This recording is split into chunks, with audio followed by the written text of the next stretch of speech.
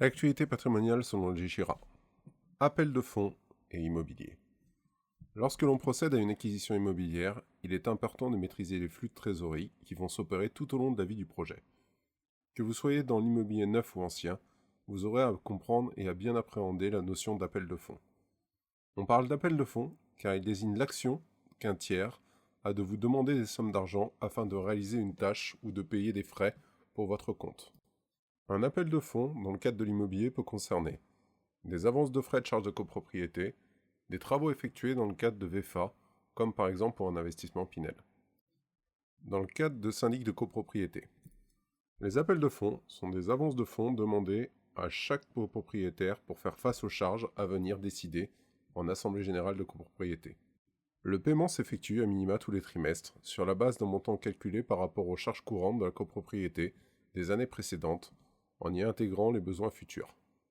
Ce montant est voté chaque année en assemblée générale et applicable dès le prochain appel de fonds. On parle dans ce cas de provision sur le budget prévisionnel.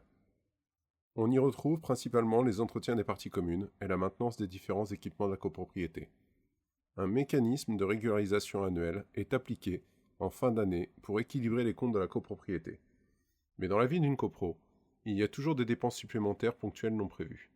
On retrouve dans ce cas les travaux d'amélioration comme les ravalements de façade ou encore les frais techniques, recherche de fuite, diagnostic immobilier. Comme pour les dépenses courantes, elles doivent être votées en assemblée générale avant d'être effectuées. Une fois votées, le syndic procédera à des appels de fonds exceptionnels pour provision sur les dépenses non comprises. Il est très fréquent que les syndics aient recours à un mécanisme d'avance complémentaire pour éviter les déplacements de dépenses. L'objectif est d'avoir à tout moment une trésorerie positive dans les comptes des propriétés. Ces trois mécanismes rendent très complexe la gestion de la copro et peu lisible les appels de fonds. Dans le cas d'un investissement locatif nécessitant une ventilation des charges par le propriétaire pour des raisons fiscales, il est fortement conseillé de vous faire accompagner par un spécialiste pour la gestion locative. Appel de fonds dans le cadre de la VFA. Pour tout ce qui est construction dans le neuf, en vente en état futur d'achèvement, on retrouve aussi la notion d'appel de fonds.